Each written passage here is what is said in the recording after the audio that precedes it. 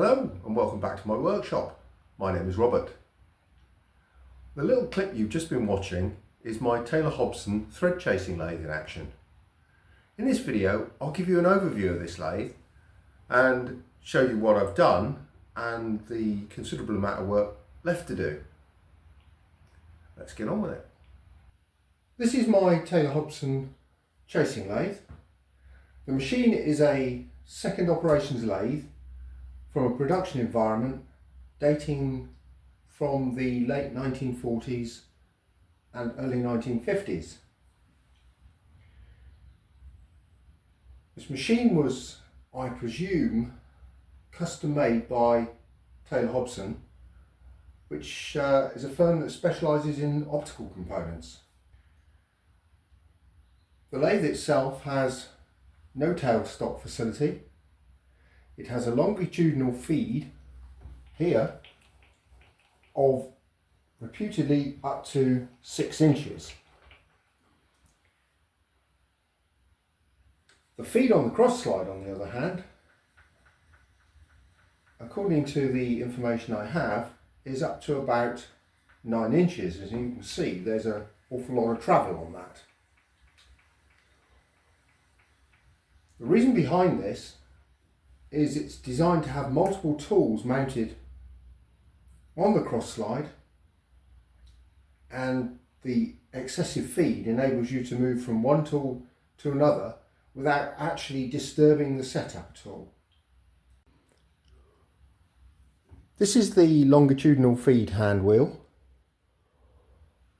It has a helical gear here which is part of the auto feed mechanism. In keeping with the production nature of this machine, there are presettable stops on this longitudinal feed. There are rings here, each of them are graduated in, I believe, 10/1000ths of an inch. There's 1 thou graduated scale here. And these rings can be rotated independently so that each of these can be used to set the stop at a different location.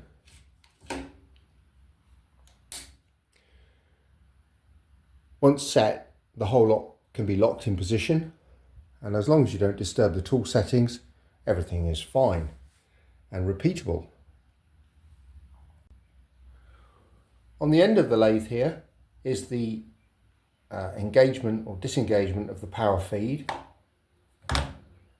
which simply lifts a mechanism back here into engagement with the helical gear on the longitudinal feed wheel, and a worm drive inside this gearbox here provides a speed reduction. The cross slide has a T-slot running the whole length of it, and tool holders like this one here are designed to feed into the T-slot, and a tool bit can be trapped underneath here. The height of this surface here is 3/8 of an inch below the centre line of the lathe. So a 3/8 tool bit ground up without touching the top surface should be perfectly on centre without any further modification. The machine was designed to turn non-ferrous materials, so despite the extremely heavy-duty nature of the base casting here, which is a very heavy, substantial piece of cast iron, and the cross slide, which is very nicely made and very stout and sturdy. In contrast, the headstock here is an aluminium casting. The feed screws are both encapsulated in metal tubes so that chips don't get into there and spoil the action, jam it up, require maintenance, etc. Both screws are twin start screws and give a feed of, I believe, 200 thou per revolution. There's a lock provided for the cross slide and for the longitudinal feed of the saddle.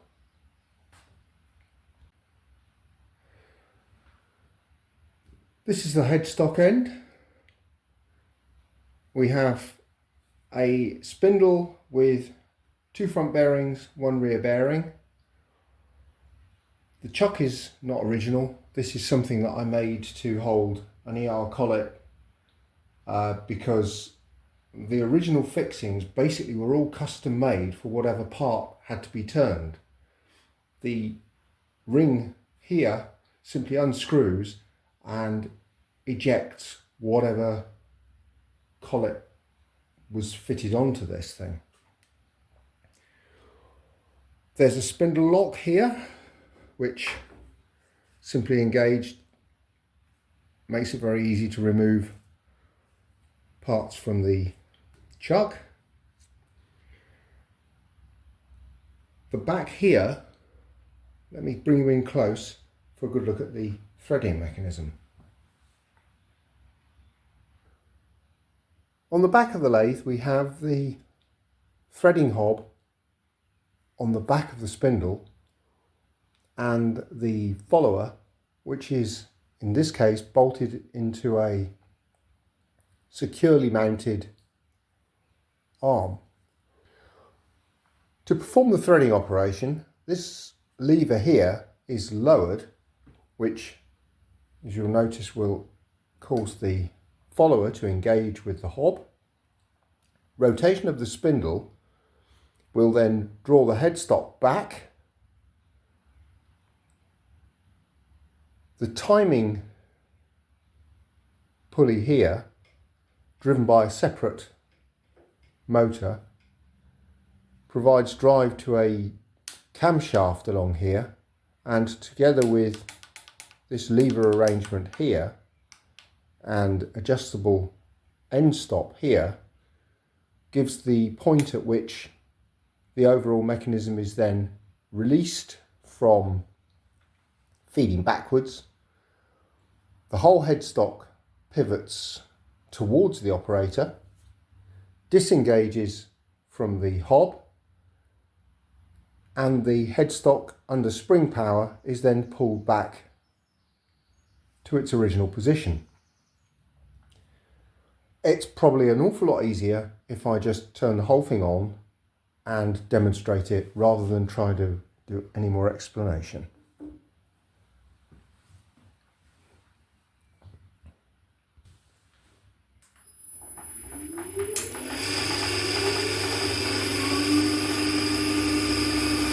So we initiate it with this lever and the oscillation should start.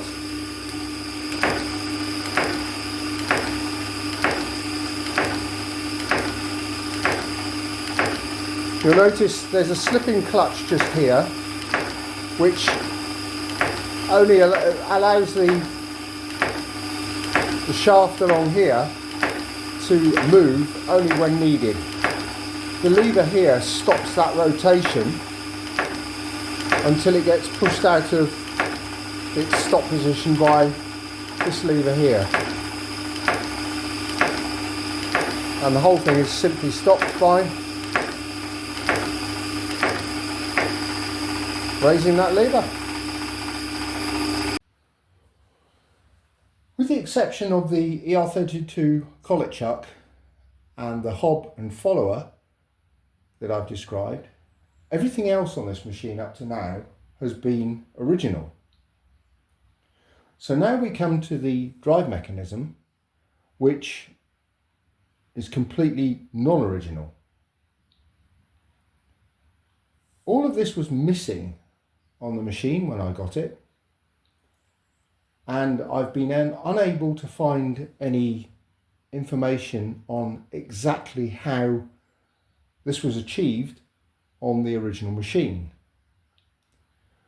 What I do know from the pictures that I have is that the overall machine was much deeper, which wouldn't fit in my workshop, and this whole thing was covered in a large cast iron cover.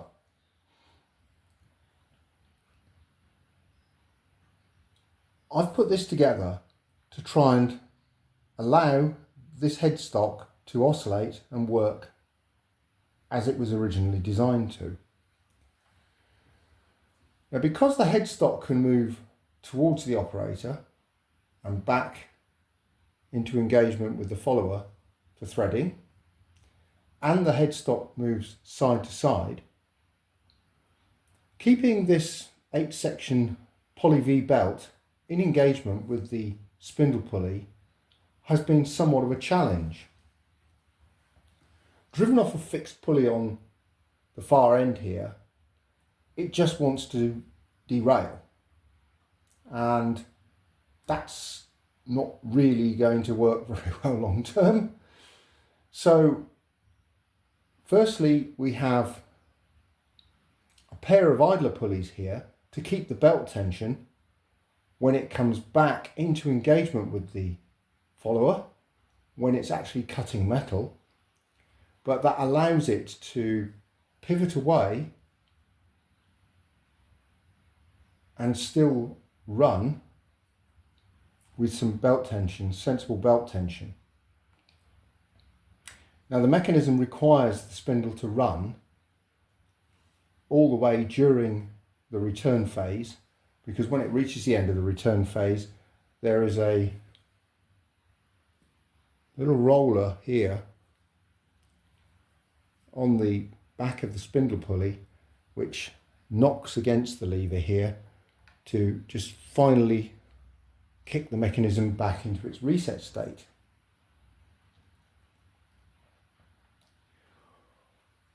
At the back here, I have a pulley which is free to slide on this counter shaft at the back.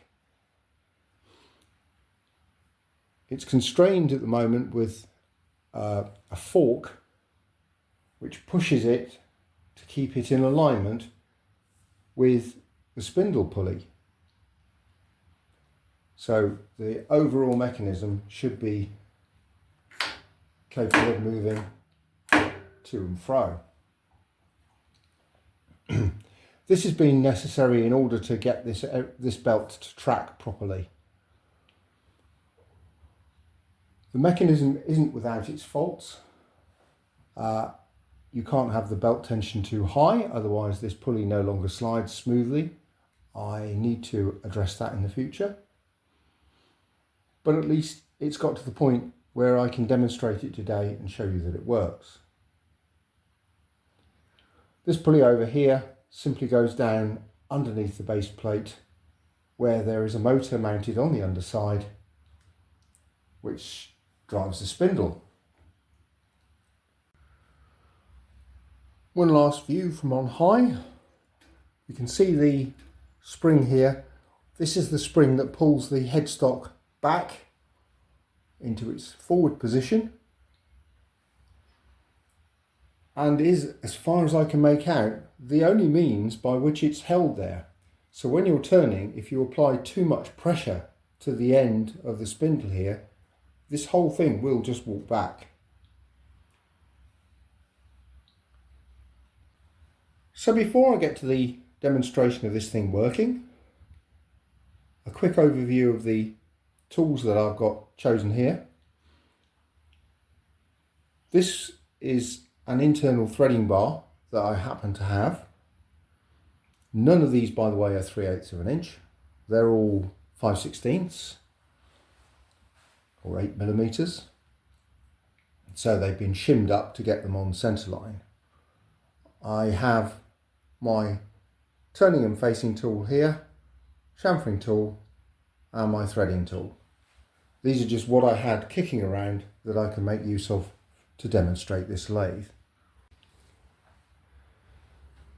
So enough chat, I'll try and cut a 1/4 thread on the end of this rod now.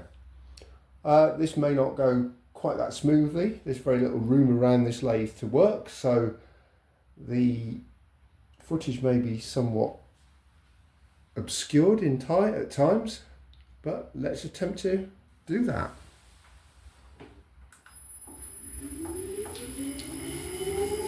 Now initially, for the facing and diameter work, we don't need the auxiliary motor running.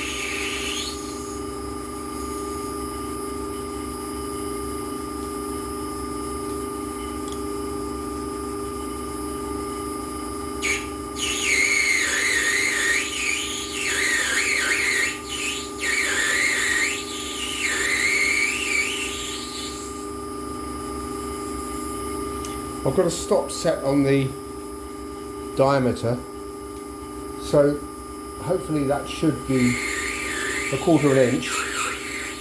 When we get there, I'll measure it and see how close I've got to it.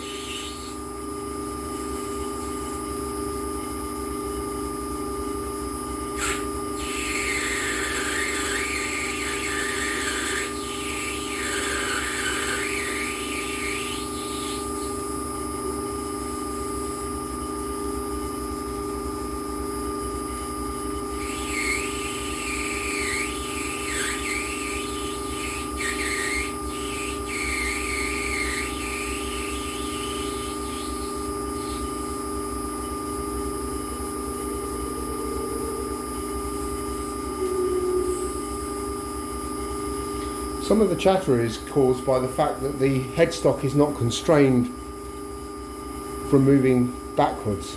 So if you try and push too much of a cut in, the headstock will retreat, which is not ideal.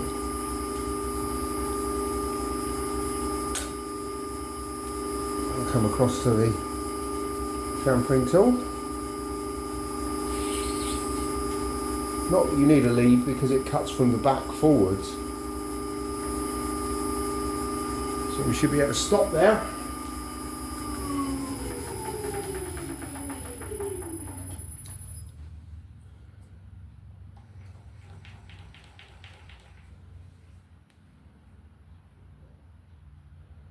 Let's see how we did.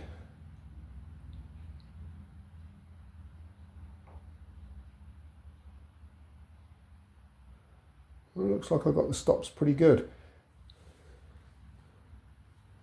Get that to focus. It's come out within 1/1000 of 1/4 inch. Now obviously the depth of the thread could be pre-programmed in as well, which I haven't done, but what we can do first is to just advance the tool about as close as we can get this tool to the shoulder. If I feed that away from the work, we'll just check that it looks like it's oscillating around the right sort of length, and because the length stop at the back, which is just out of shot, just need to be tweaked to get that correct, and we'll start to thread.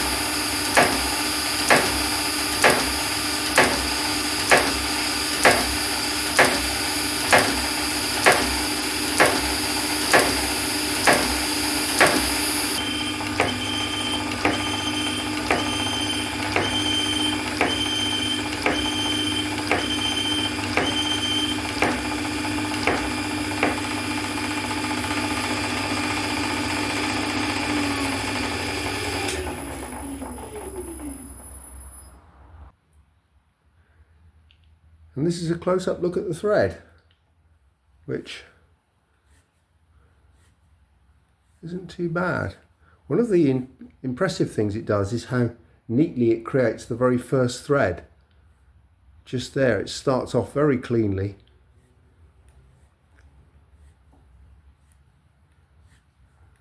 And that's it. That's what it does.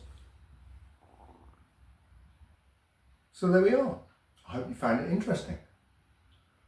I have a couple more videos that I intend to make in the near future on this lathe. I'm going to make another Hobson follower for it, and I'll do that on camera so you can see the process for that. And I want to improve the sliding pulley at the back here. I have an idea for a better mechanism for that. But for now, thanks for watching.